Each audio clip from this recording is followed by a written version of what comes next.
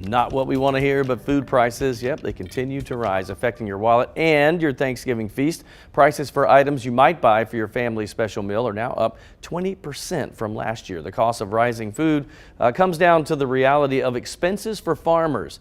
They are now paying double in fuel and fertilizer to stay afloat. One way experts say you can save a little bit at the grocery is to buy the exact amount you need and maybe consider swapping fresh produce for frozen veggies this year. And if food costs aren't stressing you out, maybe seeing out-of-town family is. Ooh, we've all been there. Preparing to see distant families or those close to you can give some people anxiety. Psychology expert Blanca Cobb is here today to help navigate some conversations that may come up at the dinner table. So Blanca, let's start with how to deal with talking about politics, which has taken center stage recently. How do you handle political discussions? Realize this, with politics or any other conversation, you don't have to participate if you don't want to, and it's very healthy to set boundaries. So hey, if you have a family that tends to lean one way politically and you lean a different way, or they try to get you to change your mind, when the topic comes up, you can say, hey, I don't want to talk about politics. For some people that's enough, for others it may not be. They may push a little bit and say, why? Do you have nothing to say for your side? Maybe you need to consider coming to ours, or whatever they can say. Don't fall for the bait. Just stick with what you said initially and say, hey, I don't want to talk about politics, but I'm willing to talk about issues A, B, C, and D.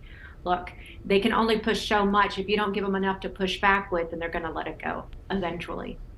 We all have that family member. It's typically my grandmother in my family who asks questions about your love life. When are you getting married? When are you having kids? How do you We need some grandbabies. How do you defend that one?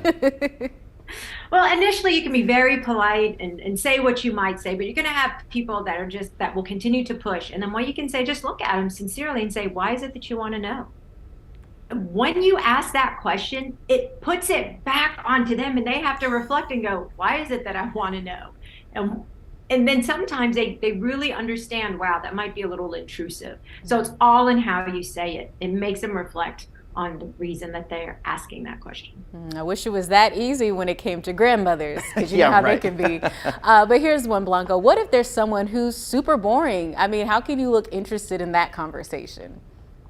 With this, it's all about body language, and it's really just showing some body language signs of interest. So what that means is on occasion, you want to nod your head or periodically give them a smile. But as you're looking at them and listening, start thinking about what is it about this person that you do like or that you find interesting, or a question you might have for them.